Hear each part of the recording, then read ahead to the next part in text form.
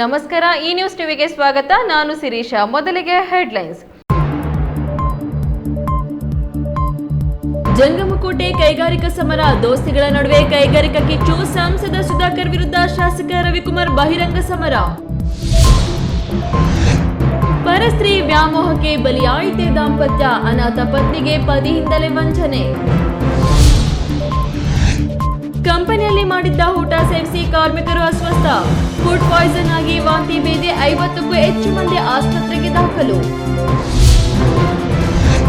5 ಕೋಟಿ ವೆಚ್ಚದ ಕೈಗಾರಿಕಾ ತರಬೇತಿ ಸಂಸ್ಥೆ, ನೂತನ ಕಾಲೇಜು ಕಟ್ಟಡ ಲೋಕಾರ್ಪಣೆ.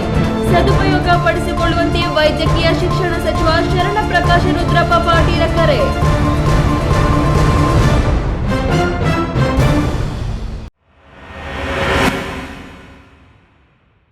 ವಾರ್ತೆಗಳ ವಿವರ. ಜಂಗಮಕೋಟೆ ಹೋಬಳಿಯಲ್ಲಿ ಕೈಗಾರಿಕೆ ನಿರ್ಮಾಣ ವಿಚಾರದಲ್ಲಿ ರಾಜಕೀಯ ಪ್ರವೇಶವಾಗುತ್ತಿದೆ. ಈಗಾಗಲೇ ಪರ ವಿರೋಧ ಹೋರಾಟಗಳು ನಡೆಯುತ್ತಿವೆ. ಇದರಲ್ಲಿ ಯಾರು ಸತ್ಯ ಯಾರು ಮಿಥ್ಯ ಎನ್ನುವುದು ತಿಳಿಯಬೇಕಾಗಿದೆ. ರೈತರ ಹೋರಾಟಕ್ಕೆ ಬೆಂಬಲಿಸಿದ ಸಂಸದ ಸುಧಾಕರ್ ವಿರುದ್ಧ ಮಿತ್ರ ಪಕ್ಷದ ಶಾಸಕ ರವಿಕುಮಾರ್ ಸಂಸದರ ವಿರುದ್ಧ ಓಪನ್ ಚಾಲೆಂಜ್ ಹಾಕಿದ್ದು, ಕೈಗಾರಿಕಾ ಜಮೀನು ವಶಪಡಿಸಿಕೊಳ್ಳುವುದು ರಾಜಕೀಯವಾಗಿ ದೊಡ್ಡ ತಿರುವನ್ನ ಪಡೆದುಕೊಳ್ಳುತ್ತಿದೆ. 119 ಅರ್ಜಿ ಬಂದ ದುರದೃಷ್ಟ ಅಂತ ಹೇಳ್ತಾ ಇದ್ದೀನಿ. ಚಿಕ್ಕಬಳ್ಳಾಪುರ ಜಿಲ್ಲಾಧಿಕಾರಿಗಳ ಕಚೇರಿ ಮುಂದೆ ಜಂಗಮಕೋಟೆ ಹೋಬಳಿ ಕೈಗಾರಿಕಾ ವಲಯ ನಿರ್ಮಾಣ ವಿರೋಧಿಸಿ ಸುಮಾರು 31 ದಿನಗಳಿಂದ ಕೋಡಿಹಳ್ಳಿ ಬಣದ ರಾಜ್ಯ ರೈತ ಸಂಘ ಅನಿರ್ದಿಷ್ಟ ಧರಣಿ ನಡೆಯುತ್ತಿದ್ರೆ, ಮತ್ತೊಂದು ಕಡೆ ಇನ್ನೊಂದು ರೈತ ಸಂಘದ ಹೆಸರೇಳಿಕೊಂಡು ಕೈಗಾರಿಕೆ ಬೇಕು, ನಾವು ಜಮೀನು ಕೊಡಲು ಸಿದ್ಧ ಎಂದು ಸುಮಾರು 25 ದಿನಗಳಿಂದ ಅನಿರ್ದಿಷ್ಟ ಧರಣಿ ನಡೆಯುತ್ತಿದೆ. ಕೈಗಾರಿಕೆಗೆ ಫಲವತ್ತಾದ ಭೂಮಿ ಕೊಡಲು ಸಿದ್ಧವಿಲ್ಲ ಎಂದು ನಡೆಯುತ್ತಿರುವ ಹೋರಾಟಕ್ಕೆ ಮಾನವ ಹಕ್ಕುಗಳ ರಕ್ಷಣಾ ಸಮಿತಿ, ಹಲವು ದಲಿತ ಪರ ಸಂಘಟನೆಗಳು, ಕನ್ನಡ ಪರ ಸಂಘಟನೆಗಳು ಬೆಂಬಲಿಸುತ್ತಾ ಬಂದಿವೆ. ಅದೇ ರೀತಿ ಬಿಜೆಪಿ ಪಕ್ಷದ ಮುಖಂಡರು, ಮಾಜಿ ಶಾಸಕರು ಆಗಾಗ ಧರಣಿ ವೇದಿಕೆ ಹತ್ತಿ ಪ್ರತಿಭಟನೆಗೆ ಬೆಂಬಲ ಸೂಚಿಸುತ್ತಾ ಬಂದಿದ್ದಾರೆ. ಇತ್ತೀಚೆಗೆ ಧರಣಿ ಬೆಂಬಲಿಸಿ ಮಾತನಾಡಿದ ಸಂಸದ ಡಾಕ್ಟರ್ ಕೆ ಸುಧಾಕರ್, ರೈತರ ಕೃಷಿ ಭೂಮಿ ಕಿತ್ತುಕೊಳ್ಳಲು ಶಿಡ್ಲಘಟ್ಟ ಶಾಸಕರ ಪಾತ್ರವೂ ಇದೆ. ಉಸ್ತುವಾರಿ ಸಚಿವ ಡಾಕ್ಟರ್ ಎಂಸಿ ಸುಧಾಕರ್ ಜೊತೆಗೆ ರವಿಕುಮಾರ್ ಸೇರಿಕೊಂಡು ಕಳ್ಳರು ಸೇರಿ ಸಂತೆಗೆ ಹೋಗುವಂತಹ ವ್ಯವಹಾರ ಮಾಡುತ್ತಿದ್ದಾರೆಂದು ಜರಿದಿದ್ದರು. ಈ ಹೇಳಿಕೆ ವಿರುದ್ಧ ರವಿಕುಮಾರ್ ಅಭಿಮಾನಿಗಳು, ಬೆಂಬಲಿಗರು, ಸಂಸದರ ಬೆಂಬಲಿಗರು ಮಧ್ಯೆ ಕಿಚ್ಚು ಹತ್ತಿಕೊಂಡಿತ್ತು. ಎರಡೂ ಕಡೆ ಪರ ವಿರೋಧ ಮಾತನಾಡಿದ್ರು. ಇದರ ಮಧ್ಯೆ ಕಾಂಗ್ರೆಸ್ ಮುಖಂಡರು ತಮ್ಮ ಬೇಳೆ ಬೇಯಿಸಿಕೊಳ್ಳುವ ಪ್ರಯತ್ನ ನಡೆಸಿದ್ರು. ಜೆಡಿಎಸ್ ಜಿಲ್ಲಾಧ್ಯಕ್ಷರು ಶಾಸಕ ರವಿಕುಮಾರ್ ಪರ ಬ್ಯಾಟಿಂಗ್ ಬೀಸಿದ್ರು. ಇಷ್ಟೆಲ್ಲ ವಾದ ವಿವಾದ ನಡೆಯುತ್ತಿದ್ರೂ ಮೌನವಾಗಿದ್ದ ಶಿಡ್ಲಘಟ್ಟ ಶಾಸಕ ರವಿಕುಮಾರ್ ಪ್ರತಿಕ್ರಿಯೆ ನೀಡಿದ್ದಾರೆ. ಸಂಸದ ಡಾಕ್ಟರ್ ಕೆ ಸುಧಾಕರ್ ಅವರು ಮಿತ್ರ ಪಕ್ಷದ ಶಾಸಕರೆಂದು ಲೆಕ್ಕಿಸದೆ ಸಂಸದ ಸುಧಾಕರ್ ತಮಗೆ ಇಷ್ಟ ಬಂದಂತೆ ಮಾತನಾಡಿದ್ದಾರೆ. ಇವರಂತೆ ನಾನು ಸಮಯ ಬಂದಾಗ ಯಾರನ್ನೋ ಬಲಿ ಕೊಡುವ ವ್ಯಕ್ತಿ ನಾನಲ್ಲ. ಅಷ್ಟಕ್ಕೂ ನಾನು ವಿರೋಧ ಪಕ್ಷದಲ್ಲಿದ್ದುಕೊಂಡು ಕೈಗಾರಿಕೆ ತರಲು ಸಾಧ್ಯವೇ? ಜಿಲ್ಲಾ ಉಸ್ತುವಾರಿ ಮಂತ್ರಿಗಳು ಅದನ್ನ ತೀರ್ಮಾನ ಮಾಡಿದ್ದಾರೆ. ಅದು ಬೇಡ ಅಂದ್ರೂ ವಾಪಸ್ಸು ಹೋಗಲ್ಲ, ಬೇಕು ಅಂದ್ರೂ ನಾನು ತರೋಕೆ ಆಗಲ್ಲ. ಒಂದು ಕೈಗಾರಿಕೆ ಮಾಡೋದಾದ್ರೆ ರೈತರ ಕೃಷಿ ಭೂಮಿಗೆ ಯಾವುದೇ ಕಾರಣಕ್ಕೂ ತೊಂದರೆ ಆಗಬಾರದು ಎಂದು ಕೈಗಾರಿಕಾ ವಲಯಕ್ಕೆ ಸೇರಿಸಿಕೊಂಡಿದ್ದ 450ಕ್ಕೂ ಹೆಚ್ಚು ಎಕರೆ ಭೂಮಿಯನ್ನ ರೈತರಿಗೆ ಉಳಿಸಿದ್ದೇನೆ ಹೊರತು ನಾನೊಬ್ಬ ರೈತನಾಗಿ ಯಾವತ್ತೂ ನಮ್ಮ ಕ್ಷೇತ್ರದ ರೈತನಿಗೆ ಮೋಸ ಮಾಡುವ ಜಾಯಮಾನ ನನ್ನದಲ್ಲ. ತಾಲೂಕಿನಲ್ಲಿ 700ರಿಂದ 800 ಎಕರೆ ಜಮೀನು ಮಾತ್ರ ಸರ್ಕಾರಿ ಜಮೀನಿದೆ. ಉಳಿದ 15,000 ಎಕರೆ ಜಮೀನು ಇದ್ದು ಸಂಸದ ಡಾಕ್ಟರ್ ಕೆ ಸುಧಾಕರ್ ಸಚಿವನಾಗಿದ್ದಾಗ ಡೀಮ್ಡ್ ಫಾರೆಸ್ಟ್ಗೆ ಸೇರಿಸಿ ಹಾಳು ಮಾಡಿಬಿಟ್ಟಿದ್ದಾರೆ ಎಂದು ಸ್ಪಷ್ಟೀಕರಣ ನೀಡಿದ ಅವರು, ಶಿಡ್ಲಘಟ್ಟ ತಾಲೂಕಿನಲ್ಲಿ ಸುಮಾರು 500 ಕೋಟಿ ಬೆಲೆ ಬಾಳುವ ಜಮೀನೊಂದನ್ನು ಆನೇಕಲ್ ವ್ಯಕ್ತಿಯೊಬ್ಬನಿಗೆ ಮಾಡಿಕೊಟ್ಟು ಅಲ್ಲಿ ಕಲ್ಲು ಗಣಿಗಾರಿಕೆ ನಡೆಸಲು ಅನುಮತಿ ನೀಡಿ ಆ ಭಾಗದ ಕಲ್ಲು ಕುಟುಕರ ಜೀವನ ಕಿತ್ತುಕೊಂಡ ನಿನಗೆ ಆಗ ರೈತರ ಮೇಲೆ ಕಾಳಜಿ ಎಲ್ಲೋಗಿತ್ತು? ಪ್ರಭಾವಿ ನಾಯಕ ನಾನು ಎಂದು ಹೇಳಿಕೊಳ್ಳುವ ನೀನು ಮಾಡಿರುವ ಘನಂದಾರಿ ಕೆಲಸಗಳನ್ನ ಒಂದೊಂದಾಗಿ ಜನರ ಮುಂದೆ ಇಡ್ತೇನೆ ಎಂದ್ರು. ಚುನಾಯಿತ ಪ್ರತಿನಿಧಿಗಳು ಕೂಡ ಇದರ ಬಗ್ಗೆ ಮಾತನಾಡಬೇಕಾಗಿತ್ತು. ದುರದೃಷ್ಟ ಅಂತ ಹೇಳ್ತಾ ಇದ್ದೀನಿ ನಾನು. ಅವರು ನಿಂತು ಇದನ್ನ ಹೋರಾಟ ಮಾಡಬೇಕು. ಅಲ್ಲಿನ ಚುನಾಯಿತ ಪ್ರತಿನಿಧಿಗಳು ನನಗೆ ಓಟ್ ಕೊಟ್ಟು ನನ್ನನ್ನ ಒಂದು ಸ್ಥಾನಮಾನ ಗೌರವನ್ನ ಕೊಟ್ಟಿರ್ತಕ್ಕಂತ ರೈತರ ಕೊಲೆ ಆಗ್ತಾ ಇದೆ. ಆ ರೈತರನ್ನ ಉಳಿಸುವಂತ ಕೆಲಸ ನಾನು ಮಾಡಬೇಕು ಅಂತ ನಿಮ್ ಜೊತೆ ಇರಬೇಕಾಗಿತ್ತು. ನಾನು ಎಮ್ಮೆಲ್ಯೆ ಆದ್ಮೇಲೆ 119 ಅರ್ಜಿ ಬಂದಿದೆ. ಗಣಿಗಾರಿಕೆ ಅನುಮತಿ ಬೇಕಂತ ಎಲ್ಲ ಪೆಂಡಿಂಗ್, ಯಾವ ಒಂದು ಕೊಡಬಾರ್ದು. ನನ್ನ ಅಧಿಕಾರ ಅವಧಿಯಲ್ಲಿ ಗಣಿಗಾರಿಕೆಗೆ 1 ಎಕರೆ ಜಾಗ ಕೊಡಬಾರ್ದು ಅಂತೇಳಿ ಇವತ್ತು ನಾವು ಅದನ್ನು ಸ್ಟಾಪ್ ಮಾಡಿಸಿದ್ವಿ. ಈತನ ಹತ್ರ ಬುದ್ಧಿ ಕಲಿತು ಕಲಿ ಅಂತ ನನಗೆ ಅವಶ್ಯಕತೆ. ಈ ದೇಶದ ಮಾಜಿ ಪ್ರಧಾನ ದೇವೇಗೌಡರ ಆಶೀರ್ವಾದದಿಂದ ನನ್ನ ಎಮ್ಮೆಲ್ಯೆ ಆಗಿದೆ. ಇವರು ಲೂಟಿ ಹೊಡೆದಿರೋದು ಕೋವಿಡ್ ಹೆಣ್ಣುಗಳ ಮೇಲೆ ದುಡ್ಡು ಮಾಡಿರೋದು. ಕೆಎಸ್ ನಾರಾಯಣಸ್ವಾಮಿ, ಈ ನ್ಯೂಸ್ ಟಿವಿ, ಚಿಕ್ಕಬಳ್ಳಾಪುರ.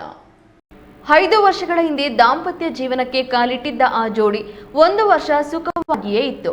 ಆದರೆ ಈಗ ಆ ಸಂಸಾರ ಬೀದಿಗೆ ಬಂದಿದೆ.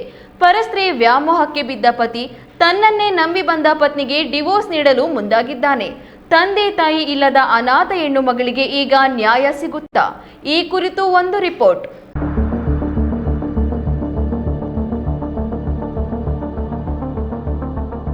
ನೆಲಮಂಗಲ ತಾಲೂಕಿನ ದಾಬಾಸ್ಪೇಟೆ ಪೊಲೀಸ್ ಠಾಣಾ ವ್ಯಾಪ್ತಿಯ ಬೈಲಪ್ಪನಪಾಳ್ಯ ನಿವಾಸಿಗಳಾದ ಪವಿತ್ರ ಮತ್ತು ಪುನೀತ್ ಕುಮಾರ್ ಎಂಬುವರ ವಿವಾಹ 5 ವರ್ಷಗಳ ಹಿಂದೆ ಅದ್ದೂರಿಯಾಗಿ ನಡೆದಿತ್ತು. ಎತ್ತವರಿಲ್ಲದ ಪವಿತ್ರಳಿಗೆ 200 ಗ್ರಾಂ ಚಿನ್ನದ ಒಡವೆ ನೀಡಿ ಮದುವೆ ಮಾಡಿಕೊಡಲಾಗಿತ್ತು. ಆದರೆ ಈ ಸಂಭ್ರಮ ಹೆಚ್ಚು ದಿನ ಉಳಿಯಲಿಲ್ಲ. ಮದುವೆಯಾದ ಮೊದಲ ವರ್ಷ ಚೆನ್ನಾಗಿದ್ದ ದಂಪತಿಗಳ ಮಧ್ಯೆ ಸಣ್ಣ ಪುಟ್ಟ ಜಗಳ ಶುರುವಾಯಿತು. ಪತಿ ಪುನೀತ್ ಬೇರೊಂದು ಹುಡುಗಿಯ ಜೊತೆ ಅಕ್ರಮ ಸಂಬಂಧ ಬೆಳೆಸಿಕೊಂಡಿದ್ದ ಎನ್ನಲಾಗಿದೆ.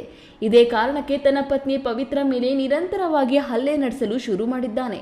ಕೊನೆಗೆ ತಡೆದುಕೊಳ್ಳಲಾಗದೆ ಪವಿತ್ರ 4 ವರ್ಷಗಳ ಹಿಂದೆ ದಾಬಾಸ್ಪೇಟೆಯಲ್ಲಿರುವ ತನ್ನ ಅಜ್ಜಿ ತಾತನ ಮನೆಗೆ ಆಶ್ರಯ ಪಡೆದಿದ್ದಾರೆ. ಈಗ ಪುನೀತ್ ತನ್ನ ಪತ್ನಿ ಪವಿತ್ರಳಿಗೆ ವಿಚ್ಛೇದನ ನೀಡುವಂತೆ ಒತ್ತಾಯಿಸುತ್ತಿದ್ದಾನೆ. ಅಷ್ಟೇ ಅಲ್ಲದೆ ಪವಿತ್ರ ಅವರ 200 ಗ್ರಾಂ ಚಿನ್ನದ ಒಡವೆಯನ್ನ ವಾಪಸ್ ನೀಡದೆ ಗಲಾಟೆ ಮಾಡುತ್ತಿದ್ದಾನೆ.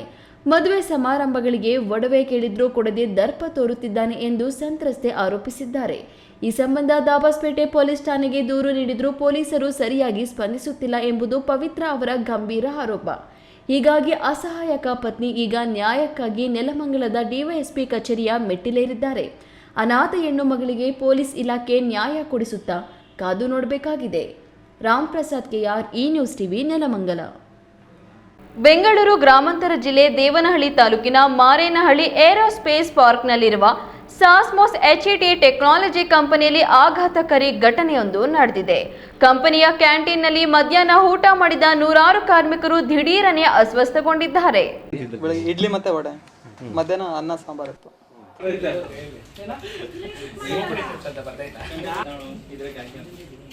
ಎಷ್ಟು ವಯಸ್ಸು? ದೇವನಹಳ್ಳಿ ತಾಲೂಕಿನ ಮಾರೇನಹಳ್ಳಿ ಏರೋಸ್ಪೇಸ್ ಪಾರ್ಕ್ನಲ್ಲಿರುವ ಸಾಸ್ಮೋಸ್ HET ಟೆಕ್ನಾಲಜಿ ಕಂಪನಿಯೊಂದರಲ್ಲಿ ಮಧ್ಯಾಹ್ನದ ಊಟ ಸೇವಿಸಿದ 100 ಕಾರ್ಮಿಕರು ಅಸ್ವಸ್ಥಗೊಂಡಿರುವ ಘಟನೆ ವರದಿಯಾಗಿದೆ. ನಿನ್ನೆ ಮಧ್ಯಾಹ್ನ ಕಂಪನಿಯಲ್ಲಿ ನೀಡಿದ ಊಟವನ್ನು 100 ಮಂದಿ ಕಾರ್ಮಿಕರು ಸೇವಿಸಿದ್ರು. ಆದರೆ ರಾತ್ರಿಯಾಗುತ್ತಿದ್ದಂತೆಯೇ ಕಾರ್ಮಿಕರಿಗೆ ತೀವ್ರ ಸ್ವರೂಪದ ವಾಂತಿ ಮತ್ತು ಭೇದಿಯ ಸಮಸ್ಯೆ ಕಾಣಿಸಿಕೊಂಡಿದೆ. ಫುಡ್ ಪಾಯ್ಸನ್ನಿಂದ ಅಸ್ವಸ್ಥರಾದವರ ಸಂಖ್ಯೆ ಹೆಚ್ಚಾಗುತ್ತಿದ್ದಂತೆ ಕೂಡಲೇ 50ಕ್ಕೂ ಹೆಚ್ಚು ಕಾರ್ಮಿಕರನ್ನ ದೇವನಹಳ್ಳಿ ಪಟ್ಟಣದ ಮಾನಸ ಆಸ್ಪತ್ರೆಗೆ ದಾಖಲಿಸಿ ತುರ್ತು ಚಿಕಿತ್ಸೆ ನೀಡಲಾಗುತ್ತಿದೆ. ಈ ಘಟನೆ ಚನ್ನರಾಯಪಟ್ಟಣ ಪೊಲೀಸ್ ಠಾಣಾ ವ್ಯಾಪ್ತಿಯಲ್ಲಿ ನಡೆದಿದ್ದು ಸ್ಥಳೀಯರು ಮತ್ತು ಕಾರ್ಮಿಕರ ಕುಟುಂಬಸ್ಥರು ಆಸ್ಪತ್ರೆಯ ಬಳಿ ಜಮಾಯಿಸಿದ್ದಾರೆ. ಇಡ್ಲಿ ಮತ್ತೆ ವಡೆ, ಮಧ್ಯಾಹ್ನ ಅನ್ನ ಸಾಂಬಾರ್ ಇತ್ತು. ನಿನ್ನೆ ನೈಟಿಂದ ಹೊಟ್ಟೆ ನೋವು ಸ್ಟಾರ್ಟ್ ಆಗಿದೆ ಸರ್. ಈಗ ಬೆಳಗ್ಗೆ ಬಂದ ತಕ್ಷಣ ಒಂದು ಸ್ವಲ್ಪ ಜನ ಸುಸ್ತಾಗಿ ಬಿದ್ದರು. ಅವ್ರನ್ನೆಲ್ಲ ಕ್ಯಾಬ್ ಮತ್ತು ಆಂಬುಲೆನ್ಸ್ ಎಲ್ಲ ಕರ್ಕೊಂಡು ಬಂದರು. ಆದರೆ ಇಷ್ಟೆಲ್ಲ ಅವಾಂತರ ನಡೆದಿದ್ರೂ ಸಂಬಂಧಪಟ್ಟ ಸಾಸ್ಮೋಸ್ ಕಂಪನಿ ಆಡಳಿತ ಮಂಡಳಿ ಮಾತ್ರ ಈವರೆಗೂ ಯಾವುದೇ ಪ್ರತಿಕ್ರಿಯೆಯನ್ನ ನೀಡಿಲ್ಲ. ನಮಸ್ಕಾರ. ಈಗಿನ ಮುಂಜಾನೆ ಸುಮಾರು ಒಂದು 7ರಿಂದ 7:15 ಗಂಟೆ, ಮುಂಜಾನೆ 7 ಗಂಟೆಗೆ ಒಂದು ಫಸ್ಟ್ ಬ್ಯಾಚ್ ಒಂದು 35-40 ಜನ ಲೂಸ್ ಮೋಷನ್ಸು, ವಾಂತಿ, ಬೆಳಗ್ಗೆ 6-6:15 ಶುರುವಾಯ್ತಂತೆ. ಅಲ್ಲಿ ಕಂಪ್ನಿ ಬಂದ ತಕ್ಷಣ ಶುರುವಾಯ್ತಂತೆ. ನಿರ್ಲಕ್ಷ್ಯ ವಹಿಸಿದ ಕ್ಯಾಂಟೀನ್ ವ್ಯವಸ್ಥಾಪಕರ ವಿರುದ್ಧ ಕ್ರಮ ಕೈಗೊಳ್ಳಬೇಕೆಂದು ಕಾರ್ಮಿಕರು ಆಗ್ರಹಿಸಿದ್ದಾರೆ. ಹೆಚ್ಚಿನ ಚಿಕಿತ್ಸೆ ಮುಂದುವರೆದಿದ್ದು ಅಸ್ವಸ್ಥರಾದವರ ಆರೋಗ್ಯ ಸ್ಥಿರವಾಗಿದೆ ಎಂದು ವೈದ್ಯರು ತಿಳಿಸಿದ್ದಾರೆ. ಹೈದರ್ ಸಾಬ್, ಈ ನ್ಯೂಸ್ ಟಿವಿ, ದೇವನಹಳ್ಳಿ. ಇದೀಗ ವಿರಾಮದ ನಂತರ ಈ ನ್ಯೂಸ್ ಟಿವಿ ಮುಂದುವರಿಯುತ್ತದೆ. ಚಿಕ್ಕಬಳ್ಳಾಪುರದ ಪ್ರತಿಷ್ಠಿತ ನ್ಯೂಟನ್ ಇಂಟಿಗ್ರೇಟೆಡ್ PU ಕಾಲೇಜ್ ಸತತ 6 ವರ್ಷಗಳಿಂದ 100ಕ್ಕೆ 100ರಷ್ಟು ಫಲಿತಾಂಶವನ್ನ ಪಡೆದುಕೊಳ್ತಾ ಬಂದಿದೆ. 20 ವರ್ಷಗಳ ಪರಿಣಿತಿ ಹೊಂದಿರುವ ಅನುಭವಿ ಶಿಕ್ಷಕ ತಂಡ, ದಾಖಲಾತಿಗಳು ಪ್ರಾರಂಭವಾಗಿದೆ. Science, PCMB, PCMC, commerce, EVAC. ಪ್ರತಿದಿನ ಸಂಜೆ 5ರಿಂದ 7ರವರೆಗೆ ನಿರಂತರ 8 ತಿಂಗಳ ಕಾಲ JEE, NEET ಮತ್ತು KCETಗೆ ವಿಶೇಷ ತರಗತಿಗಳನ್ನು ನಡೆಸಲಾಗುವುದು. ಪ್ರತಿ ವಾರ ಮೈಕ್ರೋ ಶೆಡ್ಯೂಲ್ ಪ್ರಕಾರ ಪರೀಕ್ಷೆ ನಡೆಸಲಾಗುವುದು. ಜಿಲ್ಲೆಗೆ ಪ್ರಥಮ ಸ್ಥಾನವನ್ನು ಪಡೆದುಕೊಂಡಿರುವ ಏಕೈಕ ಸಂಸ್ಥೆ, ನೀಟ್ನಲ್ಲಿ ಉತ್ತಮ ಫಲಿತಾಂಶ ಪಡೆದು ಯಶಾ SL ಮತ್ತು ವೈಶಾಲಿ J ಸರ್ಕಾರಿ ವೈದ್ಯಕೀಯ ಸೀಟು ಪಡೆದುಕೊಂಡಿದ್ದಾರೆ. ಅತಿ ಕಡಿಮೆ ಶುಲ್ಕ, ಗುಣಮಟ್ಟದ ಶಿಕ್ಷಣ ನೀಡೋದು ನಮ್ಮ ಸಂಸ್ಥೆಯ ಧ್ಯೇಯ. ಎಂದೇ ನಿಮ್ಮ ಮಕ್ಕಳನ್ನ ಸೇರಿಸಿ. Looking for the perfect place for your child's bright future? Welcome to Dolphins Group of Educational Institutions, where excellence begins from the very first step. Our new Montessori program designed to nurture young minds with care and creativity.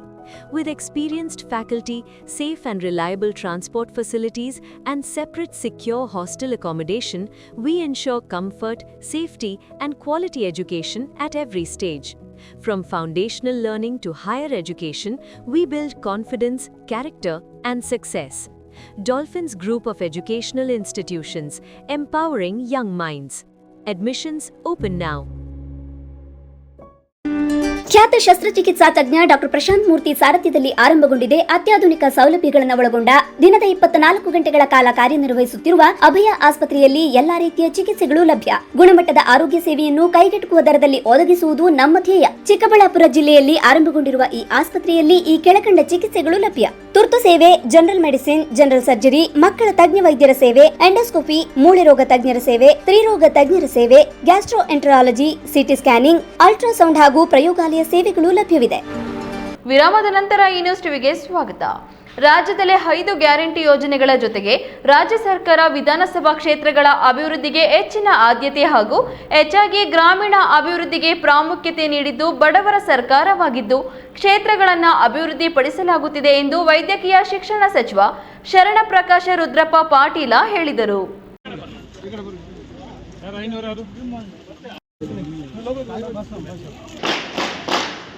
Malur ತಾಲೂಕಿನ ಟೇಕಲ್ ಹೋಬಳಿಯ ಕೆಜಿಹಳ್ಳಿ ಗ್ರಾಮದ ಬಳಿ ಸರ್ಕಾರಿ ಕೈಗಾರಿಕಾ ತರಬೇತಿ ಸಂಸ್ಥೆಯ ನೂತನ ಕಟ್ಟಡ ಲೋಕಾರ್ಪಣೆ ಹಾಗೂ ಕಟ್ಟಡ ಕಾರ್ಮಿಕರ ಮಕ್ಕಳ ವಿದ್ಯಾಭ್ಯಾಸಕ್ಕಾಗಿ ವಸತಿ ಶಾಲೆಯ ಭೂಮಿ ಪೂಜೆಯನ್ನು ಕೌಶಲ್ಯ ಅಭಿವೃದ್ಧಿ ಉದ್ಯಮಶೀಲತೆ ಹಾಗೂ ವೈದ್ಯಕೀಯ ಶಿಕ್ಷಣ ಸಚಿವರಾದ ಡಾಕ್ಟರ್ ಶರಣಪ್ರಕಾಶ ರುದ್ರಪ್ಪ ಪಾಟೀಲ ಹಾಗೂ ಶಾಸಕ ಕೆವೈ ನಂಜೇಗೌಡ ನೆರವೇರಿಸಿದ್ರು. ಈ ವೇಳೆ ಸಚಿವ ಡಾಕ್ಟರ್ ಶರಣಪ್ರಕಾಶ ರುದ್ರಪ್ಪ ಪಾಟೀಲ ಮಾತನಾಡಿ 5 ಗ್ಯಾರಂಟಿ ಯೋಜನೆಗಳಿಗೆ ಪ್ರತಿ ವರ್ಷ 50,000 ಕೋಟಿ ಬಡವರ ಮನೆ ಬಾಗಿಲಿಗೆ ತಲುಪಿಸುವ ಕೆಲಸ ಸಿದ್ದರಾಮಯ್ಯರವರು ಮಾಡಿದ್ದಾರೆ. ಗ್ರಾಮೀಣ ಪ್ರದೇಶದ ಬಡವರ ಪರ ಸರ್ಕಾರವಾಗಿದ್ದು ಅವರ ಅನ್ವಯದಂತೆ ಇಲ್ಲಿನ ಟೇಕಲ್ ಹೋಬಳಿ ಕೇಂದ್ರದಲ್ಲಿ ಕಾರ್ಮಿಕ ಮಕ್ಕಳ ವಿದ್ಯಾಭ್ಯಾಸಕ್ಕಾಗಿ 36.25 ಕೋಟಿ ವೆಚ್ಚದಲ್ಲಿ 350 ಮಕ್ಕಳ ವಸತಿ ಶಾಲೆ ನಿರ್ಮಿಸಲಾಗುತ್ತಿದೆ ಹಾಗೂ ಕೈಗಾರಿಕಾ ತರಬೇತಿ ಸಂಸ್ಥೆಯ ಕಾಲೇಜಿನ ನೂತನ ಕಟ್ಟಡವನ್ನು 5 ಕೋಟಿ ವೆಚ್ಚದಲ್ಲಿ ನಿರ್ಮಿಸಲಾಗಿದೆ. ಈ ಭಾಗದ ಜನರು ಇದರ ಸದುಪಯೋಗ ಪಡೆದುಕೊಳ್ಳಬೇಕು ಎಂದರು. ಮತ್ತೆ ನಮ್ಮ ಸರ್ಕಾರ ಇದು ಬಡವರ ಪರವಾಗಿರ್ತಕ್ಕಂಥ ಸರ್ಕಾರ. ಮಾನ್ಯ ಮುಖ್ಯಮಂತ್ರಿಗಳಾಗಿರ್ತಕ್ಕಂಥ ಸಿದ್ದರಾಮಯ್ಯನವರು ಈ ರಾಜ್ಯದಲ್ಲಿ ಸುಮಾರು ಪ್ರತಿ ವರ್ಷ 50,000ಕ್ಕಿಂತ ಹೆಚ್ಚು ಕೋಟಿಗಳನ್ನ ಈ ರಾಜ್ಯದ ಜನರಿಗೆ ನಮ್ಮ 5 ಗ್ಯಾರಂಟಿಗಳ ಮುಖಾಂತರ ಈ ರಾಜ್ಯದ ಬಡವರಿಗಾಗಿ ನಾವು ಕೊಡ್ತಾ ಇದ್ದೀವಿ. ಇಲ್ಲಿ ಬರ್ತಾ ಇರ್ತಕ್ಕಂಥ 36 ಕೋಟಿ ರೂಪಾಯಿ ವೆಚ್ಚದಲ್ಲಿ ಬರ್ತಕ್ಕಂಥ ಕಾರ್ಮಿಕ ಇಲಾಖೆಯ ಒಂದು ಹಾಸ್ಟೆಲ್, ಇವೆಲ್ಲ ಯಾಕೆ ಸಾಧ್ಯ ಆಗ್ತಾ ಇದೆ ಅಂತಂದ್ರೆ ನಾವು ಅಭಿವೃದ್ಧಿಗೂ ಕೂಡ ಹಣ ಕೊಡ್ತಾ ಇದ್ದೀವಿ. ಹಾಗಾಗಿ ಮುಂದೆ ಬರ್ತಕ್ಕಂಥ ದಿನಗಳಲ್ಲಿ ಇವತ್ತು ಏನು ನಮ್ಮ ನಂಜೇಗೌಡರಿಗೆ ಆಶೀರ್ವಾದ ಮಾಡಬೇಕು, ಈ ಸ್ಥಳೀಯ ಜನರ ಪ್ರತಿನಿಧಿತ್ವವನ್ನು ನಾವು ಕಾಪಾಡಿಕೊಳ್ಬೇಕು ಅಂತಕ್ಕಂಥ ಮಾತನ್ನು ಹೇಳಿ ತಮ್ಮೆಲ್ಲರಿಗೂ ಒಂದಿಸೆರಡು ಮಾತು ಮುಗಿಸ್ತೀನಿ. ಜಯ ಹಿಂದ್. ಶಾಸಕ ಕೆವೈ ನಂಜೇಗೌಡ ಮಾತನಾಡಿ, ವಿರೋಧ ಪಕ್ಷದವರು ಟೀಕೆ ಮಾಡಿದ್ರೆ ಸ್ವೀಕರಿಸುವೆ, ಆದರೆ ಬೆಂಗಳೂರಿನಿಂದ ಬಂದವರು ಟೀಕೆ ಮಾಡಿದ್ರೆ ಒಪ್ಪುವುದಿಲ್ಲ. ಜನರು ಬೆಂಗಳೂರಿನಿಂದ ಬರುವವರ ಬಗ್ಗೆ ಎಚ್ಚರವಿರಲಿ. ಒಂದು ಬಾರಿ ಜನ ಯಾಮಾರಿದ್ರೆ ಮತ್ತೆ ಎಂದಿಗೂ ಯಾಮಾರಬೇಡಿ. ಕಾಂಗ್ರೆಸ್ ಪಕ್ಷದ ಶಾಸಕರು 2ನೇ ಬಾರಿಗೆ ಗೆಲುವು ಸಾಧಿಸಿ ಇತಿಹಾಸ ಸೃಷ್ಟಿಸಿದ್ದಾರೆ. ಕೆಲವರು ವಿರೋಧ ಪಕ್ಷದವರು ತಾಲೂಕಿನಲ್ಲಿ ಈಗಾಗಲೇ ಚುನಾವಣೆ ಪ್ರಚಾರ ಶುರು ಮಾಡಿಕೊಂಡಿದ್ದಾರೆ. ಅಭಿವೃದ್ಧಿಯೇ ನನ್ನ ಗುರಿಯಾಗಿದ್ದು ವಿರೋಧ ಪಕ್ಷದವರಿಗೆ ಜನಮಣೆ ಹಾಕಬೇಡಿ ಎಂದರು. ನನ್ನ ತಾಲೂಕು ಜನ ರಾತ್ರಿ ಹಗಲು ಬೆಳಗ್ಗೆ ಯಾವಾಗಲೇ ಬರಲಿ, ನನ್ನ ತಾಲೂಕು ಜನತೆಗೆ ಸಿಗ್ಬೇಕು, ನಾನು ಅವರ ಕಷ್ಟ ಸುಖ ಭಾಗಿಯಾಗಬೇಕು. ಇವತ್ತು 3,100 ಕೋಟಿ ತಂದಿದ್ದೀನಿ. ಇನ್ನು 2 ವರ್ಷ ನನ್ನ ಸರ್ಕಾರ ಇದೆ. ಏನೇನ್ ಮಾಡಬೇಕು? ಟೇಕಲ್ ಹೋಬಳಿನ ಏನು ಅಭಿವೃದ್ಧಿ ಮಾಡಬೇಕು, ಮತ್ತೆ ಮಾಲೂರು ತಾಲೂಕಿನ ಏನನ್ನು ಅಭಿವೃದ್ಧಿ ಮಾಡಬೇಕು. ಇದು ಒಂದೇ ನನ್ನ ಅಜೆಂಡಾ ಇರೋದು. ಆದರೆ ವಿರೋಧ ಪಕ್ಷದವರು ಎಲ್ಲಿಂದ ಬಂದು ಟೀಕೆ ಮಾಡ್ತಾರೆ, ಅವ್ರಿಗೆ ಯಾರು ಕೂಡ ನೀವು ಮನೆ ಹಾಕ್ಬಾರ್ದು. ಶುರು ಮಾಡ್ಕೊಂತಾರೆ ಸ್ಕೀಮ್. ಇವಾಗಲೇ ಕರ್ನಾಟಕ ರಾಜ್ಯದಲ್ಲಿ ಎಲ್ಲೂ ಇಲ್ಲ. ಈಗಲೇ ಬೆಂಗಳೂರಿಂದ ರಿಯಲ್ ಎಸ್ಟೇಟ್ ಅವರು ವಾಪಸ್ ಶುರು ಮಾಡ್ಬಿಟ್ಟ ಸ್ಕೀಮ್ಗಳು. ಹುಷಾರಾಗಿರ್ರಿ. ನಾನು ಹುಷಾರಾಗಿದ್ದೀನಿ. ಮೊನ್ನೆ ಸ್ವಲ್ಪ ಯಾಮಾರ್ಬಿಟ್ಟು ಕಡಿಮೆ ಹೋಟೆಲ್ ಗೆದ್ಬಿಟ್ಟಿದ್ದೀನಿ. ಈ ಸಾರಿ ನೀವು ಹುಷಾರಾಗಿರ್ರಿ, ನಾನು ಹುಷಾರಾಗಿರ್ತೀನಿ. ಅವರೆಲ್ಲ ಮಾಡೋದು ನಾವು ಇದ್ದೀವಿ. ಮಾಲೂರು ತಾಲೂಕಲ್ಲಿ ಚಾಲೆಂಜ್ ಮಾಡೋಣ. 28 ಸ್ವಾಭಿಮಾನವನ್ನ ಮಾಲೂರು ತಾಲೂಕು ಸ್ವಾಭಿಮಾನ ಉಳಿಸ್ಕೊಳ್ಳೋದಕ್ಕೆ ಸರ್ಕಾರದ ಸಹಕಾರ ತಗೊಂಡು ತಾಲೂಕಿನ ಅಭಿವೃದ್ಧಿ ಮಾಡೋಣ. ಈ ಸಂದರ್ಭದಲ್ಲಿ ಎಂಎಲ್ಸಿ ಅನಿಲ್ ಕುಮಾರ್, ಯೋಜನಾ ಪ್ರಾಧಿಕಾರದ ಅಧ್ಯಕ್ಷ ಎಚ್ಎಂ ವಿಜಯ ನರಸಿಂಹ, ತಹಸೀಲ್ದಾರ್ ಎಂವಿ ರೂಪಾ, ಜಿಲ್ಲಾ ಪಂಚಾಯಿತಿ ಮಾಜಿ ಅಧ್ಯಕ್ಷೆ Ratnamma Nanjegowda, EO V Krishnappa, youth Congress ರಾಜ್ಯ ಪ್ರಧಾನ ಕಾರ್ಯದರ್ಶಿ ಸುನೀಲ್ ನಂಜೇಗೌಡ ಸೇರಿದಂತೆ ಹಲವಾರು ಮುಖಂಡರು ಭಾಗವಹಿಸಿದ್ರು. ಕೇಶವ್, ಈ ನ್ಯೂಸ್ ಟಿವಿ, ಮಾಲೂರು. ಮಳೆ, ಚಳಿ, ಬಿಸಿಲನ್ನು ಲೆಕ್ಕಿಸದೆ ಸೇವೆ ಸಲ್ಲಿಸುತ್ತಿರುವ ಗ್ರಾಮ ಪಂಚಾಯಿತಿ ನೌಕರರಿಗೆ ಕನಿಷ್ಠ 31,000 ವೇತನ ನಿಗದಿಪಡಿಸಬೇಕು ಹಾಗೂ ನಿವೃತ್ತಿ ಹಾಗೂ ನಿಧನರಾದ ನೌಕರರ ಕುಟುಂಬಗಳಿಗೆ ಗ್ರ್ಯಾಚ್ಯುಟಿ ನೀಡಬೇಕು ಮತ್ತು ಮೃತರ ಕುಟುಂಬ ಸದಸ್ಯರಿಗೆ ತಕ್ಷಣ ಉದ್ಯೋಗ ನೀಡಿ ಕೆಲಸ ಪ್ರಾರಂಭದ ದಿನದಿಂದಲೇ ವೇತನವನ್ನ ನೀಡಬೇಕು ಎಂದು ಕರ್ನಾಟಕ ರಾಜ್ಯ ಗ್ರಾಮ ಪಂಚಾಯಿತಿ ನೌಕರರ ಸಂಘದ ಜಿಲ್ಲಾಧ್ಯಕ್ಷ ಪಾಪಣ್ಣ ಒತ್ತಾಯಿಸಿದರು.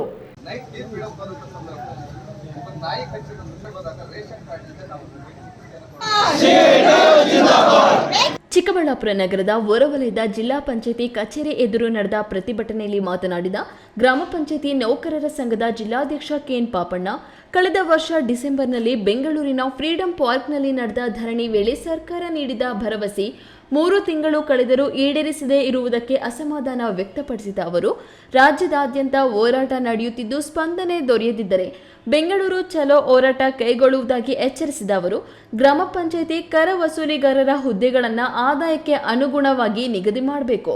ಗ್ರಾಮ ಪಂಚಾಯಿತಿ ನೌಕರರ ಬಿಪಿಎಲ್ ರೇಷನ್ ಕಾರ್ಡ್ ರದ್ದುಪಡಿಸಿರುವುದನ್ನು ಹಿಂತೆಗೆದುಕೊಳ್ಳಬೇಕೆಂದು ಆಗ್ರಹಿಸಿದ್ರು. ಸರ್, ಇವತ್ತು ನಾವು ಇಲ್ಲಿ ಹೋರಾಟ ಮಾಡ್ತಾ ಇದ್ದೀವಿ. ಇದರ ಉದ್ದೇಶ ಏನು ಅಂತಂದರೆ, ಗ್ರಾಮ ಪಂಚಾಯಿತಿ ನೌಕರರಿಗೆ ರೇಷನ್ ಕಾರ್ಡ್ಗಳನ್ನು ತೆಗೆದಿದ್ದಾರೆ, ರದ್ದುಪಡಿಸಿದ್ದಾರೆ, ಅದನ್ನು ವಾಪಸ್ ಮಾಡಬೇಕು ಅಂತೇಳಿ. ಯಾಕೆ ಅಂತಂದರೆ, ಇವತ್ತು ಹಗಲಂತೆ ರಾತ್ರಿ ಅಂದರೆ ನಾವು ಕೆಲಸ ಮಾಡ್ತಾ ಇದ್ದೀವಿ. ಈ ಕೆಲಸ ಮಾಡ್ತಕ್ಕಂಥ ಸಂದರ್ಭದಲ್ಲಿ ಹಾವು, ಚೇಳು ಇಲ್ಲ ಪ್ರಾಣಿಗಳು ಯಾವುದಾದ್ರೂ ಅಟ್ಯಾಕ್ ಮಾಡ್ತಕ್ಕಂಥದ್ದು ಇದೆಲ್ಲ ಆಗ್ತದೆ. ಅಂಥ ಸಂದರ್ಭದಲ್ಲಿ ನಮಗೆ ರೇಷನ್ ಕಾರ್ಡ್ ಅವಶ್ಯಕತೆ ಇದೆ. ಯಾಕೆ ಅಂತಂದರೆ, ಇವತ್ತು ಉದಾಹರಣೆಗೆ 3 ದಿವಸದಲ್ಲಿ ಒಬ್ಬರು ಫೋನ್ ಮಾಡಿದ್ರು. ಏನು ಅಂತಂದರೆ, ನಾನು ನೀರು ಬಿಡ್ತಾ ಇದ್ದರೆ ನಾಯಿ ಕಚ್ಚಿದೆ, ನನಗೆ ಹಾಸ್ಪಿಟ್ಲಿಗೆ ಹೋದರೆ ಅಲ್ಲಿ ರೇಷನ್ ಕಾರ್ಡ್ ಕೇಳ್ತಾ ಇದ್ದಾರೆ, ಇಲ್ಲಿ ರೇಷನ್ ಕಾರ್ಡ್ ಇಲ್ಲ ಅಂತ ಹೇಳ್ಬಿಟ್ಟು ಈ ರೀತಿ ಸಮಸ್ಯೆಗಳನ್ನು ಎದುರಿಸ್ತಾ ಇದ್ವಿ. ಪ್ರತಿಭಟನೆಯ ಬಳಿಕ ಜಿಲ್ಲಾ ಪಂಚಾಯಿತಿ ಉಪ ಕಾರ್ಯದರ್ಶಿ ಅತೀಕ್ ಪಾಷಾ ಅವರಿಗೆ ಮನವಿ ಸಲ್ಲಿಸಲಾಯಿತು. ಪ್ರತಿಭಟನೆಯಲ್ಲಿ ಸಿಐಟಿಯು ಜಿಲ್ಲಾಧ್ಯಕ್ಷೆ ಲಕ್ಷ್ಮೀದೇವಮ್ಮ, ಗ್ರಾಮ ಪಂಚಾಯಿತಿ ನೌಕರರ ಸಂಘದ ಪದಾಧಿಕಾರಿಗಳಾದ ಫಯಾಜ್, ಈಶ್ವರಪ್ಪ, ಶ್ರೀನಿವಾಸ್, ಮಂಜುನಾಥ್, ನರಸಿಂಹಪ್ಪ ಸೇರಿದಂತೆ ಹಲವರು ಭಾಗವಹಿಸಿದ್ರು. ಕೆಎಸ್ ನಾರಾಯಣಸ್ವಾಮಿ, ಈ ನ್ಯೂಸ್ ಟಿವಿ, ಚಿಕ್ಕಬಳ್ಳಾಪುರ. ಬಾಗೇಪಲ್ಲಿ ಗ್ರಾಮ ದೇವತೆ ಗಂಗಮ್ಮ ದೇವಿ ಶ್ರೀ ಧರ್ಮರಾಯಸ್ವಾಮಿ ಕರಗ ಮಹೋತ್ಸವವನ್ನು ಮೇ 7ರಿಂದ 10ರವರೆಗೆ ಹಮ್ಮಿಕೊಂಡಿದ್ದು, ಈ ಕರಗ ಮಹೋತ್ಸವಕ್ಕೆ ಅಗತ್ಯ ಸಿದ್ಧತೆಗಳನ್ನು ಮಾಡಲಾಗುತ್ತಿದೆ ಎಂದು ಕರಗ ಮಹೋತ್ಸವದ ಸಮಿತಿ ಮುಖ್ಯಸ್ಥ ಬಿಆರ್ ನರಸಿಂಹನಾಯ್ಡು ತಿಳಿಸಿದರು.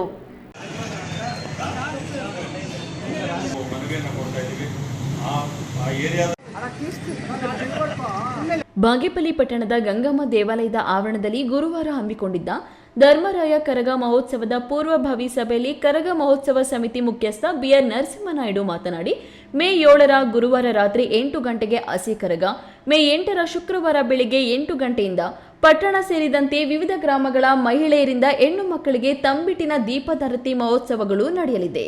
ಸಂಜೆ 5 ಗಂಟೆಯಿಂದ 7 ಗಂಟೆಯವರೆಗೆ ಪಟ್ಟಣದ ರಾಜ ಬೀದಿಗಳಲ್ಲಿ ಕೇರಳ ಚಂಡಿ ವಾದ್ಯದೊಂದಿಗೆ ಗ್ರಾಮ ದೇವತೆ ಗಂಗಮ್ಮ ದೇವಿಯ ಅದ್ದೂರಿ ಪಲ್ಲಕ್ಕಿ ಉತ್ಸವ, ರಾತ್ರಿ 8 ಗಂಟೆಗೆ ಸಪ್ತ ಕಳಶ ಕರಗ ನಡೆಯಲಿದೆ.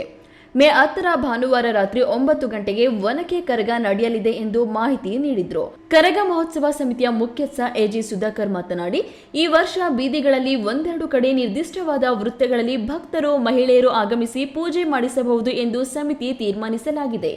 ರಸಮಂಜರಿ ಮತ್ತು ದೇವಾಲಯದ ಮುಂದೆ ಅರ್ಧ ಗಂಟೆ ಕಾಲ ಕರಗದ ನೃತ್ಯ ಪ್ರದರ್ಶನ ನಡೆಯಲಿದೆ ಎಂದರು. ಪ್ರತಿ ವರ್ಷದಂತೆ ದರ್ಗಾದ ಗಂಧದ ಮಹೋತ್ಸವಕ್ಕೆ ಗಂಗಮ್ಮ ದೇವಿ ಅರ್ಚಕರಿಂದ ದೀಪದಾರತಿ ಬೆಳಗಿಸಿದ್ರೆ, ದರ್ಗಾ ಸಮಿತಿಯವರು ದರ್ಗಾದ ಮುಂದೆ ಕರಗಕ್ಕೆ ಹೂವು, ಸುಗಂಧ ದ್ರವ್ಯಗಳನ್ನು ಇಟ್ಟು ಫಾತಿಹ ಮಾಡುವುದು ತಾಲೂಕಿನ ಹಿಂದೂ ಮುಸ್ಲಿಂ ಸಮುದಾಯದವರ ಸೌಹಾರ್ದತೆಗೆ ಸಾಕ್ಷಿಯಾಗಿದೆ ಎಂದರು. ಕರಗ ಮತ್ತು ದರ್ಗಾ ಸಮಿತಿಯವರು ಪ್ರತಿಕ್ರಿಯಿಸಿದ್ರು. ಇವತ್ತು ಅದರ ಜೊತೆಗೆ ಈ ಕರಗ ಜೊತೆಗೆ ದರ್ಗಾ ಸಮಿತಿಯವರು ಕೂಡ ಈಗಾಗಲೇ ನಮ್ಮನ್ನು ಸಂಪರ್ಕಿಸಿದ್ದಾರೆ. ಅವರು ಸಹ 5-6 ಒಂದು ಗಂಧ ಮತ್ತು ಉರುಸು ಕಾರ್ಯಕ್ರಮಗಳನ್ನು ಮಾಡಲಿಕ್ಕೆ ಕೇಳಿದ್ದಾರೆ. ಬಹುಶಃ ಅವರು ಕೂಡ ಮಾಡಲಿದ್ದಾರೆ. 1ನೇ ತಾರೀಕು ಮೇ 1 ನಮ್ಮ ಜಾತ್ರೆ, ಗರಗಮ್ಮ ಜಾತ್ರೆ, ಇಡೀ ರಾಜ್ಯದಲ್ಲೇ ಪ್ರಸಿದ್ಧ ಜಾತ್ರೆ. ಈ ಎಲ್ಲ 10 ದಿವಸಗಳ ಕಾಲ ಬಾಗೇಪಲ್ಲಿಯಲ್ಲಿ ಒಂದು ಇತಿಹಾಸ ಸೃಷ್ಟಿಸಿದೆ ಇಡೀ ರಾಷ್ಟ್ರದಲ್ಲಿ. ಇಂತಹ ಒಂದು ಇತಿಹಾಸ ಬೇರೆ ಎಲ್ಲೂ ನಡೆಯೋದಿಲ್ಲ. ಇದು ನಮ್ಮ ಸಂಸ್ಕೃತಿ ನೆಲೆಯಲ್ಲಿ ಬಾಗೇಪಲ್ಲಿ ಒಂದು ಸಂಸ್ಕೃತಿಯಿಂದ ಸೌಹಾರ್ದತೆಯಿಂದ ಎಲ್ಲ ಜನರು ಎಲ್ಲ ಧರ್ಮದವರು ಭಾಗವಹಿಸಿ ಈ ಒಂದು ಕಾರ್ಯಕ್ರಮವನ್ನು ಯಶಸ್ವಿ ಶ್ರದ್ಧೆ ಮತ್ತು ಭಕ್ತಿಯಿಂದ ಈ ಒಂದು ಕರಗ ಮಹೋತ್ಸವವನ್ನು ಆಚರಿಸ್ತಾ ಇದ್ದಾರೆ. ಪೂರ್ವಭಾವಿ ಸಭೆಯಲ್ಲಿ ಗಂಗಮ್ಮ ದೇವಾಲಯದ ಪೂಜಾರಿ ಪುನೀತ್ ಸ್ವಾಮಿ, ಕರಗ ಸಮಿತಿಯ ಮರಿಯಪ್ಪ, ಪೋತೆಪಲ್ಲಿ ಆದಿಮೂರ್ತಿ, ಗಡ್ಡಂ ನರಸಪ್ಪ, ವೆಂಕಟೇಶ್, ಸೂರ್ಯನಾರಾಯಣ ರೆಡ್ಡಿ, ವಾಲ್ಮೀಕಿ ಅಶ್ವತ್ಥಪ್ಪ, ಗಡ್ಡಂ ರಮೇಶ್, ಗೋಪಾಲ್, ಸುಬ್ರಹ್ಮಣಿ, ಬಿಎಸ್ ನಾರಾಯಣಸ್ವಾಮಿ, ಮಂಜುನಾಥ್, ಬಿಎನ್ ಕೃಷ್ಣಾರೆಡ್ಡಿ ಇನ್ನಿತರರು ಇದ್ದರು. ಪಿಎಸ್ ರಾಜೇಶ್, ಈ ನ್ಯೂಸ್ ಟಿವಿ, ಬಾಗೇಪಲ್ಲಿ. ಮಂಚೇನಹಳ್ಳಿ ವ್ಯಾಪ್ತಿಯಲ್ಲಿ ಇಂದು ಬೆಳ್ಳಂಬೆಳಗ್ಗೆಯೇ ಜನ ಬೆಚ್ಚಿ ಬೀಳುವಂತಹ ಘಟನೆ ನಡೆದಿದೆ. ಮಂಚೇನಹಳ್ಳಿಯಿಂದ ತೊಂಡೆಬಾವಿಗೆ ಸಂಪರ್ಕ ಕಲ್ಪಿಸುವ ರಸ್ತೆಯ ಪಕ್ಕದಲ್ಲಿರುವ ಟವರ್ ಬಳಿಯ ಬಾವಿಯೊಂದರಲ್ಲಿ ಸುಮಾರು 45 ವರ್ಷ ವಯಸ್ಸಿನ ವ್ಯಕ್ತಿಯ ಶವ ಪತ್ತೆಯಾಗಿದ್ದು, ಸಾವಿನ ಸುತ್ತ 10 ಅನುಮಾನ ವ್ಯಕ್ತವಾಗಿದೆ.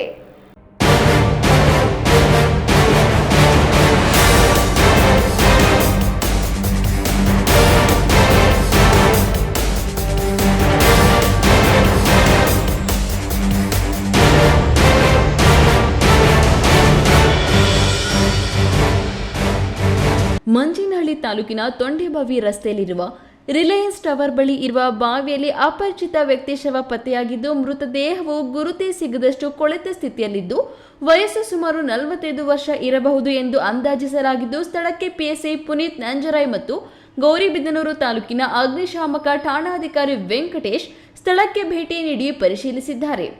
ಇನ್ನು ಮರಣೋತ್ತರ ಪರೀಕ್ಷೆಗಾಗಿ ಗೌರಿಬಿದನೂರು ಸರ್ಕಾರಿ ಆಸ್ಪತ್ರೆಗೆ ಶವವನ್ನ ರವಾನಿಸಲಾಗಿದೆ. ಇದು ಕೊಲೆಯೋ ಅಥವಾ ಆತ್ಮಹತ್ಯೆಯೋ ಎಂದು ಪೊಲೀಸರ ತನಿಖೆಯಿಂದ ಸತ್ಯ ತಿಳಿಯಬೇಕಾಗಿದೆ. ಪ್ರದೀಪ್, ಈ ನ್ಯೂಸ್ ಟಿವಿ, ಗೌರಿಬಿದನೂರು. ಇದೀಗ ವಿರಾಮದ ನಂತರ ಈ ನ್ಯೂಸ್ ಟಿವಿ ಮುಂದುವರಿಯುತ್ತದೆ. ಭಾರತದ ಪ್ರತಿಷ್ಠಿತ ದ್ವಿಚಕ್ರ ವಾಹನಗಳಲ್ಲಿ ಒಂದಾದ ಹೀರೋ ಬೈಕ್ಗಳು ಚಿಕ್ಕಬಳ್ಳಾಪುರ ಜಿಲ್ಲೆಯಲ್ಲಿ ಲಭ್ಯ. ಉದ್ಯಮಿ ಅಧಿಕೃತ ಡೀಲರ್ ಲಕ್ಷ್ಮೀನಾರಾಯಣ್ ಸಾರಥ್ಯದಲ್ಲಿ ಆರಂಭವಾಗಿರುವ ಶೋರೂಮ್ ಹಲವು ವೈಶಿಷ್ಟ್ಯತೆಗಳಿಂದ ಕೂಡಿದೆ. ಹೀರೋ ಕಂಪನಿಯ ಬೈಕ್ಗಳ ಅಧಿಕೃತ ಮಾರಾಟಗಾರರು ಮತ್ತು ಸರ್ವಿಸ್ ಸೆಂಟರ್ ಸೇವೆಗಳು ಚಿಕ್ಕಬಳ್ಳಾಪುರದಲ್ಲಿ ಈಗ ಲಭ್ಯ. ವಿಳಾಸ ವಿಶಾಲ್ ಮಾರ್ಟ್ ಮುಂಭಾಗ, ಬೇಬಿ ರಸ್ತೆ, ಚಿಕ್ಕಬಳ್ಳಾಪುರ. ಕಷ್ಟಪಟ್ಟು ಹಣ ಕೊಡಿಸಿ ಒಡವೆ ಮಾಡಿಸಿರ್ತೀರಿ. ಮಕ್ಕಳ ಉನ್ನತ ವ್ಯಾಸಕ್ಕೋ, ಅವ್ರ ಮದ್ವೆಗೋ ಅಥವಾ ಯಾವ್ದಾದ್ರೂ ಆರೋಗ್ಯ ಸಮಸ್ಯೆ ಬಂದಾಗ ಹಣ ಬೇಕಾಗತ್ತೆ. ಆ ಚಿನ್ನವನ್ನ ಮಾರೋಕೆ ಅಂತ ಹೋದಾಗ ಬೇಕಾ ಬಿಟ್ಟಿ ಬೆಲೆ ಕೇಳ್ತಾರೆ ಅನ್ನೋ ಚಿಂತೆಲಿದ್ದೀರಾ? ಇನ್ನು ಮುಂದೆ ಆ ಚಿಂತೆ ಮಾಡೋ ಪ್ರಮೇಯನೇ ಇಲ್ಲ. ಹಿಂದೆ ಹಿಂದೂಸ್ತಾನ್ ಗೋಲ್ಡ್ ಕಂಪನಿಗೆ ಬನ್ನಿ.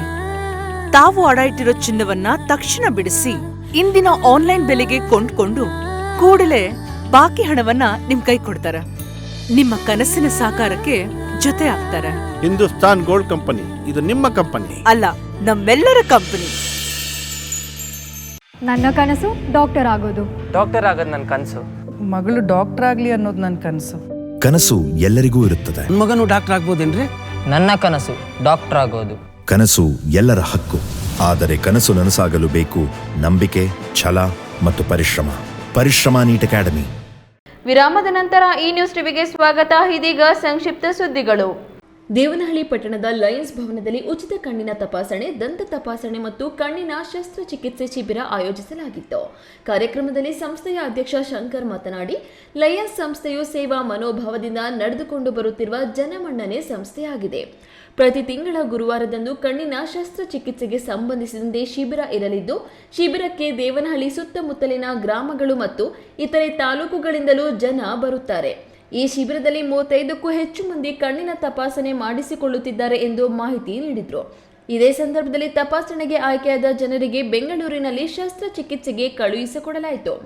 ಈ ವೇಳೆ ಲಯನ್ಸ್ ಕ್ಲಬ್ನ ನಿಕಟಪೂರ್ವ ಅಧ್ಯಕ್ಷ ನಾರಾಯಣಸ್ವಾಮಿ, ಮಾಜಿ ಅಧ್ಯಕ್ಷ ಸತೀಶ್ ಕುಮಾರ್, ಶ್ರೀರಾಮಯ್ಯ, ಕೆಎಸ್ ಉಮೇಶ್ ಬಾಬು, ಜಯಪ್ರಕಾಶ್, ನಿವೃತ್ತ ತೋಟಗಾರಿಕಾ ಇಲಾಖೆ ಅಧಿಕಾರಿ ಮಂಜುನಾಥ್, ಸಂಸ್ಥೆಯ ಸಿಬ್ಬಂದಿ ಹಾಗೂ ಶಿಬಿರಾರ್ಥಿಗಳು ಇದ್ದರು. ಕೊನೆಯದಾಗಿ ಮತ್ತೊಮ್ಮೆ ಹೆಡ್ಲೈನ್ಸ್. ಜಂಗಮಕೋಟೆ ಕೈಗಾರಿಕಾ ಸಮರ, ದೋಸ್ತಿಗಳ ನಡುವೆ ಕೈಗಾರಿಕಾ ಕಿಚ್ಚು, ಸಂಸದ ಸುಧಾಕರ್ ವಿರುದ್ಧ ಶಾಸಕ ರವಿಕುಮಾರ್ ಬಹಿರಂಗ ಸಮರ. ಪರಸ್ತ್ರೀ ವ್ಯಾಮೋಹಕ್ಕೆ ಬಲಿಯಾಯಿತೆ ದಾಂಪತ್ಯ, ಅನಾಥ ಪತ್ನಿಗೆ ಪತಿಯಿಂದಲೇ ವಂಚನೆ. ಕಂಪನಿಯಲ್ಲಿ ಮಾಡಿದ್ದ ಊಟ ಸೇವಿಸಿ ಕಾರ್ಮಿಕರು ಅಸ್ವಸ್ಥ. ಫುಡ್ ಪಾಯ್ಸನ್ ಆಗಿ ವಾಂತಿ ಭೇದಿ, 50ಕ್ಕೂ ಹೆಚ್ಚು ಮಂದಿ ಆಸ್ಪತ್ರೆಗೆ ದಾಖಲು. 5 ಕೋಟಿ ವೆಚ್ಚದ ಕೈಗಾರಿಕಾ ತರಬೇತಿ ಸಂಸ್ಥೆ ನೂತನ ಕಾಲೇಜು ಕಟ್ಟಡ ಲೋಕಾರ್ಪಣೆ. ಸದುಪಯೋಗ ಪಡಿಸಿಕೊಳ್ಳುವಂತೆ ವೈದ್ಯಕೀಯ ಶಿಕ್ಷಣ ಸಚಿವ ಶರಣಪ್ರಕಾಶ ರುದ್ರಪ್ಪ ಪಾಟೀಲ ಕರೆ.